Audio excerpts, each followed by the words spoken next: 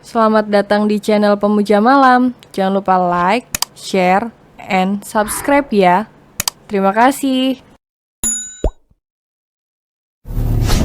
Episode 3. Menyumpahi suamimu sendiri cepat mati.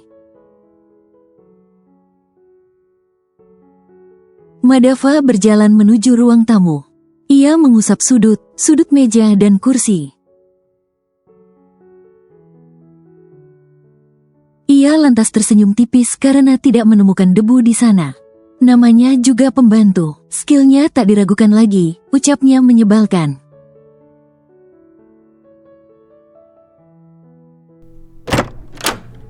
Terdengar suara pintu dibuka. Madava pun menoleh ke arah sumber suara. Dari dalam salah satu kamar tamu, Ayu pun keluar sambil menguap. Ia berjalan sambil memegang botol kosong yang kerap diisinya untuk minum di kamar. Madava terpaku. Ayu keluar dengan menggunakan setelan pakaian tidur pendek. Tubuhnya yang mungil membuatnya tidak seperti seorang ibu-ibu. Ia justru terlihat seperti gadis yang berusia 20-an dengan wajah polosnya itu. Madava terus memperhatikan Ayu. Kakinya yang putih mulus. Rambut yang biasanya dikuncir kini tergerai indah. Sungguh terlihat berbeda dari biasanya. Sebenarnya berapa usianya? Masih semuda itu sudah memiliki anak kecil. Apa dia nikah muda ya? Atau jangan nikah karena kebobolan? Gumam Madava mode julid. Karena sibuk melamun, Madava tak sadar kalau Ayu sudah kembali dari dapur. Ayu mengernyitkan dahi saat melihat Madava yang berdiri terpaku di tengah-tengah ruangan. Sudah seperti manekin yang dipajang di toko saja. Ayu yang malas berurusan dengan Madava, memilih acuh tak acuh. Ia justru segera kembali ke kamar. Namun suara Madava menghentikan langkahnya. Hei, kau, apa yang sudah kau katakan pada mama? Hah? Sentak Madava yang kembali teringat saat ibunya menelponnya dengan marah-marah.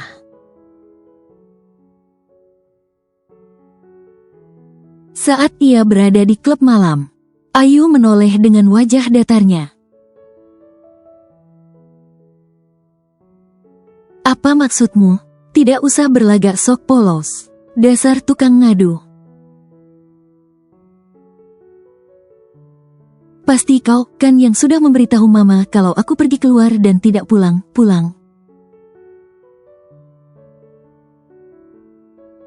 Kau pikir aku sekurang kerjaan itu? Kalau kau mau pergi, ya pergi saja. Emang gue pikirin. Jawab Ayu acuh tak acuh. Tangan Madava mengepal melihat ekspresi Ayu yang menurutnya menyebalkan. Dia tak sadar, ekspresinya pun juga menyebalkan. Sok angkuh dan sok galak. Sudahlah, berhenti berkilah. Kalau bukan kau, siapa lagi? Memangnya mama memiliki CCTV di mana?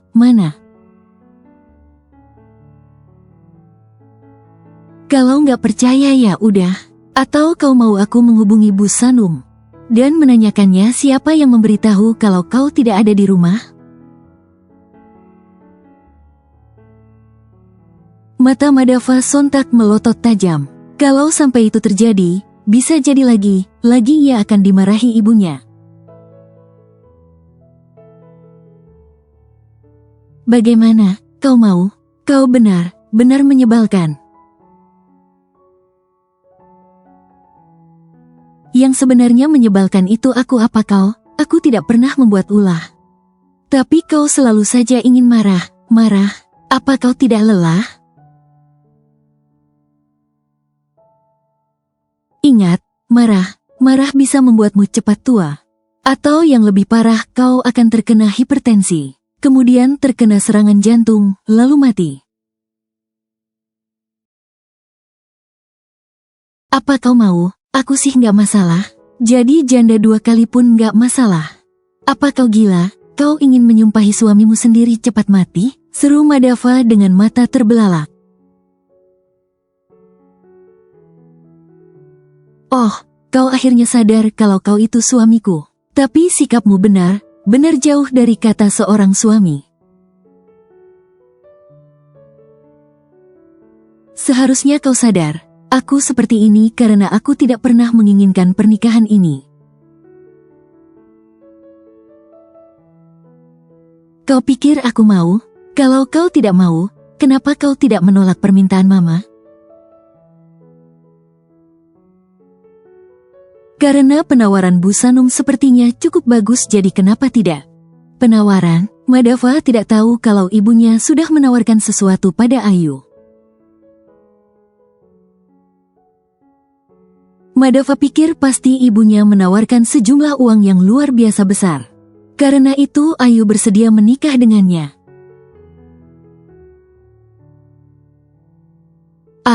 Tapi tanpa uang pun Madava pikir tak mungkin Ayu akan menolak permintaan ibunya. Untuk menikah dengannya, secara ia tampan dan mapan.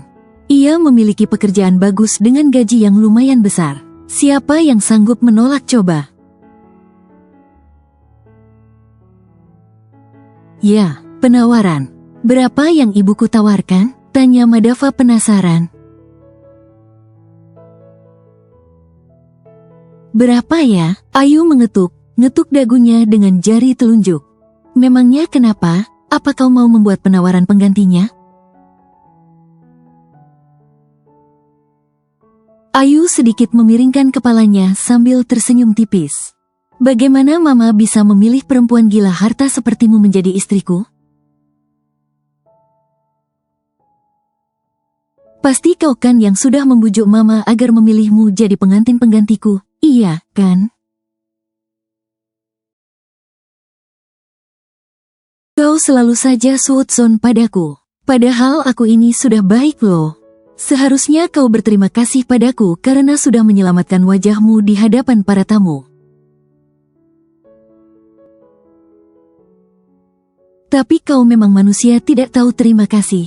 Sudahlah, lebih baik kau tidur sana. Kau tidak mau kan ditelepon Bu Sanum lagi.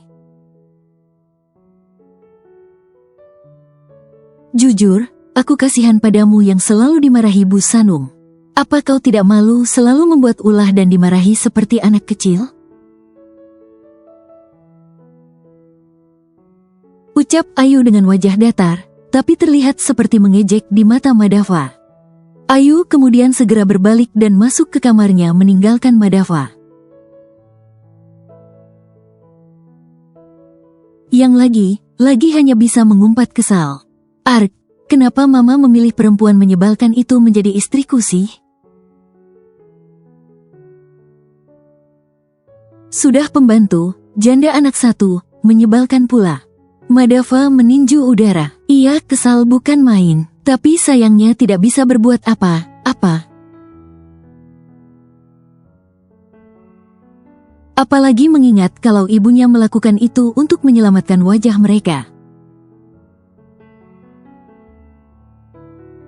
Khususnya dirinya di mata orang.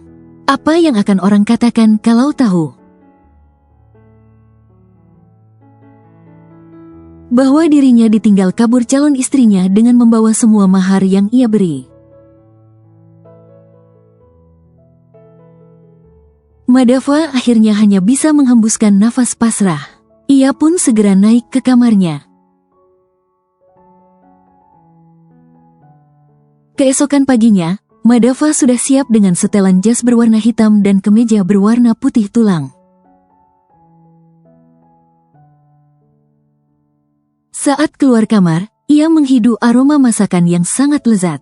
Madava pun segera menuju dapur untuk melihat siapa yang masak.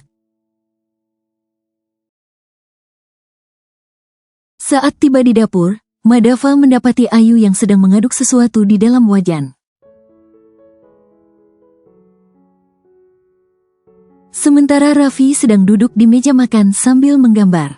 Selamat pagi, Pa, sapa Raffi sambil tersenyum lebar. Membuat giginya yang ompong terlihat jelas. Namun nyatanya terlihat lucu dan menggemaskan. Raffi kembali memanggil Papa atas perintah Ayu. Selamat pagi, balas Madava berusaha bersikap ramah. Bagaimanapun Raffi itu anak kecil.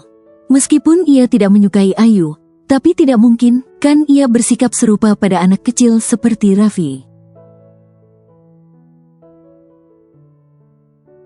Selamat pagi, Mas, sapa Ayu pada Madava. Madava sampai membeku sepersekian detik karena tidak menyangka Ayu akan menyapanya seramah itu. Apalagi Ayu juga tersenyum manis. Membuat Madava penasaran apa rencana di balik keramah tamahan Ayu barusan padanya. Pa, Gi, jawab Madava sambil mengerjapkan mata. Apalagi saat melihat Ayu meletakkan segelas kopi di hadapannya. Disusul sepiring nasi goreng dengan topping omelet dan sambal kering tempe di atasnya. Silahkan sarapan, Mas. Ayo Raffi, ajak Papa sarapan. Ujar Ayu lembut membuat Madava sampai bengong heran. Madava duduk di kursi kebesarannya. Ia menghembuskan nafas kasar dengan jari telunjuk mengetuk-ngetuk meja kerjanya. Madava sedang berpikir bingung. Ia bingung dengan sikap Ayu pagi ini yang sungguh berbeda dari biasanya. Ayu bersikap hangat, lembut, dan ramah. Ia sudah bersikap seperti istri yang baik hati dan penuh perhatian. Madava teringat pagi tadi, Ayu menghidangkan nasi goreng di hadapannya dengan senyum terulas manis. Madava yang sebenarnya tidak biasa menyantap nasi goreng di pagi hari jadi ikut menyantapnya. Awalnya Madava ingin menolak, tapi saat aroma harum nasi goreng masuk ke indera penciumannya, Madava pun jadi penasaran. Ia pun menyantap nasi goreng itu dan ternyata benar-benar nikmat. Ayu melayaninya dengan baik. Bahkan saat ia hendak pergi bekerja tadi, Ayu menyalaminya dengan taksim. Begitu pula dengan Raffi yang ikut melakukan hal yang sama. Tapi lucunya, saat ia baru saja masuk ke dalam mobil, Ayu tiba-tiba menyodorkan tangannya. Apa? Tanya Madava bingung pagi tadi. Duit belanja. Kau pikir makanan yang kau makan tadi bisa datang sendiri? Mana uang belanja? Tanyanya dengan wajah datar. Senyum yang tadi merekah dalam hitungan menit lenyap. Jelas saja Madava bingung dengan sikap Ayu ini. Ia sudah seperti seseorang berkepribadian ganda. Madava yang tak ingin bertengkar pagi pun memilih mengambil dompetnya dan mengeluarkan beberapa lembar uang merah lalu memberikannya pada Ayu. Ayu menerimanya dengan tersenyum lebar. Terima kasih, ucapnya seraya berlalu dengan berjalan dengan cepat masuk ke dalam rumah.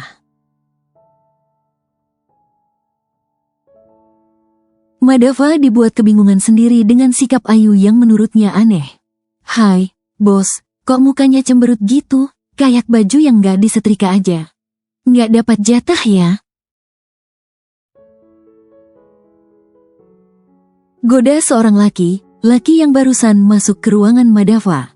Madava seketika tersentak saat laki yang tak lain teman sekaligus rekan kerjanya itu masuk. Bukan urusanmu, ketus Madava. Laki bernama Asrul itu pun tertawa cengengesan. Ia tidak memedulikan ekspresi masam sang teman. Fa, lu tahu, lu sedang jadi bahan gosip di sini, ucap Asrul membuat dahi Madava mengernyit. Nggak usah heran, seharusnya lu sadar, apa penyebabnya. Apa, Madava memang tidak kepikiran apa yang sedang orang gosipkan tentang dia. Ya elah, lu itu pura emang on sih, tuh pengantin lu, kenapa berubah, via mana? Mendengar nama Via, ekspresi Madava seketika kecut. Ia kesal karena belum mengetahui keberadaan Via hingga saat ini. Dia kabur, jawab Madava datar. Apa, kabur? Ya, jawab Madava singkat sambil menyalakan laptopnya. Kok bisa? Terus yang nikah sama lu kemarin siapa? Mana gue tahu, dia tiba ngilang gitu aja bawa semua mahar yang gue beri. Serius, Madava mengangguk. Anjir, gila tuh cewek, kok bisa kabur di hari pernikahan sih? Apa dia kabur dengan selingkuhannya? Madava mengedikkan bahu tanpa menoleh sedikit pun. Entahlah, aku pun tidak tahu. Jadi yang nikah sama lu kemarin siapa? Lu belum jawab? Cantik banget tahu, jauh lebih cantik kan dia malah dari Via, ujar Asrul dengan senyum merekah. Madava menghembuskan nafas kasar. Ya bini gue lah, siapa lagi? Ya, siapa? Kok tiba dia bisa gantiin Via jadi pengantin lu? Nggak mungkin, kan lu tunjuk asal perempuan untuk lu jadikan bini, mana cantik pula. Udah, balik kerja sana. Ini udah mulai jam kerja, usir Madava halus. Ia malu untuk menceritakan siapa Ayu sebenarnya. Bisa ia menjadi bahan tertawaan kalau sampai orang tahu kalau ia menikahi pembantu ibunya sendiri. Cek nanya aja nggak boleh sih. Dia cuma pengantin pengganti aja, kan? Pernikahan kalian cuma sementara, kan? Boleh dong kalau entar gue PDKT sama dia, berondong Asrul. Madava yang mulai kesal melirik sinis Asrul. Kerja sekarang atau?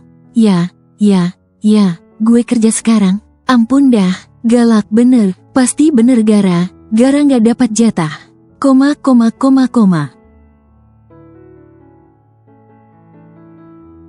Asrul tertawa lebar. Madava yang kesal hendak melempar bolpoin ke arah Asrul. Tapi Asrul justru segera berlari ke arah pintu dan keluar. Madava menghembuskan nafas kasar. Baru saja ia hendak melanjutkan pekerjaannya, tiba kepala Asrul kembali muncul dari ambang pintu. Fa, kapan gue main ke rumah lu ya? Mau kenalan sama tuh cewek, siapa tahu dia jodoh gue yang tertunda. Asrul, segera balik ke ruangan lu atau? Iya, gue balik ke ruangan gue sekarang, teriak Asrul yang sudah berlari sambil tertawa terbahak-bahak. Madava merenggangkan simpul dasi yang melingkari lehernya lalu menghembuskan nafas kasar. Iya benar kesal sekarang. Madava pulang saat hari sudah mulai gelap. Ia sengaja pulang lebih lambat karena malas berlama-lama di rumah. Ingin keluyuran atau nongkrong dengan temannya, khawatir ibunya kembali mengomelinya. Jadilah ia memilih berlama-lama di kantor desa Alasan Lembur. Tiba di rumah, tampak lampu masih menyala terang. Jam memang masih menunjukkan pukul 9, kemungkinan Ayu belum tidur. Saat tiba di ruang keluarga, Madava mendapati Ayu sedang menonton televisi. Saat berjalan melewati Ayu, perempuan itu tampak acuh tak acuh saja. Jelas saja ia bingung, baru saja pagi tadi ia tersenyum lebar. Tapi malam harinya ia kembali bercosplay menjadi perempuan dingin dan cuek. Madava bahkan sampai sengaja mandir di depan televisi untuk mengganggu Ayu. Ia khawatir yang duduk di sofa itu bukanlah Ayu yang sebenarnya. Bagaimana kalau perempuan yang duduk itu adalah penampakan yang wajahnya menyerupai Ayu? Kamu kenapa sih, Ambeien? Mata Madava melotot ditanya seperti itu. Gila aja gue masih muda dikira Ambeien. Lah, itu kenapa mandir kayak setrikaan, mau caper? Caper, sama kamu, ih, najis. Jangan bilang najis, entar jatuh cinta beneran, tahu rasa kamu. Idih, nggak level jatuh cinta sama pembokat kayak kamu. Kamu kali yang bakal duluan jatuh cinta sama aku. Tiba Ayu tertawa terbahak membuat dahi Madava berkerut. Tenang aja, dijamin, aku nggak akan jatuh cinta sama kamu. Halah, nggak usah sokan gitu. Kualat tahu rasa. Serius, aku nggak akan jatuh cinta sama kamu. Aku nggak suka sama cowok soalnya. Apa, nggak suka sama cowok? Jadi, bukan begitu juga maksudnya. Aku nggak seperti yang ada di otak kamu. Aku nggak suka cowok, juga nggak suka cewek, paham, kan? Aneh. Ya, emang aku aneh. Sepertinya kau memiliki kelainan. Mungkin saja, Ayu menjawab santai membuat Madava kian bingung. Sudahlah, siapkan aku makan, aku lapar. Oke, jawab Ayu acuh tak acuh sambil berdiri. Malam ini Ayu mengenakan daster bermotif bunga berwarna soft pink. Baju daster itu baru dikirimkan Bu Sanung siang tadi melalui sopirnya. Bu Sanung juga mengirimkan banyak pakaian, sepatu, tas, bahkan baju untuk Raffi. Bu Sanung melarang Ayu mengenakan pakaian lamanya. Bagi Bu Sanung baju lama Ayu sudah tak layak pakai. Ayu tidak marah saat Bu Sanung mengatakan bajunya sudah tak layak. Karena memang seperti itulah kenyataannya. Tentu saja Ayu dengan senang hati menerima pemberian Bu Sanung. Bukan karena ia materialistis, tapi karena Ayu merasa ini memang pantas ia dapatkan. Bagaimanapun ia sudah menyelamatkan wajah Bu Sanung dan Madava sendiri. Karena statusnya sudah menjadi istri Madava, jelas ia harus menjaga penampilan. Pemberian pakaian ini Ayu anggap sebagai reward dan penghargaan atas posisinya saat ini.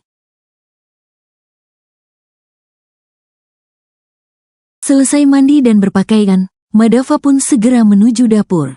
Aroma masakan yang begitu lezat menguat hingga ke indera penciumannya. Sungguh menggugah selera. Bukan hanya aroma, rasanya pun sesuai ekspektasi. Tapi Madava tak ingin mengatakannya. Ia tak ingin membuat Ayu besar kepala bila ia memuji masakannya.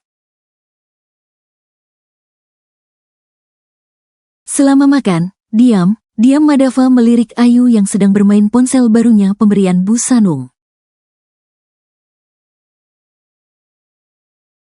Ayu sudah makan duluan dengan Raffi, jadi ia berada di meja makan hanya untuk menemani Madava saja. Tak ada pembicaraan sama sekali antara keduanya. Bahkan sampai keesokan harinya, sikap Ayu masih sama seperti kemarin. Pagi Ayu akan menyiapkannya sarapan dengan senyum merekah. Ia juga mencium tangan Madava sebelum pergi bekerja. Namun saat pulang, sikap Ayu kembali dingin dan datar.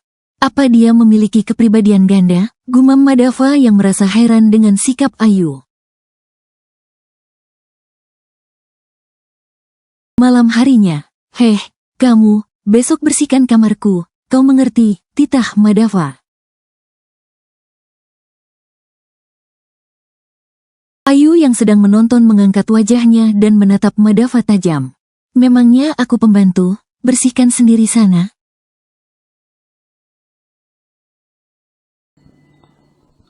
Bersambung.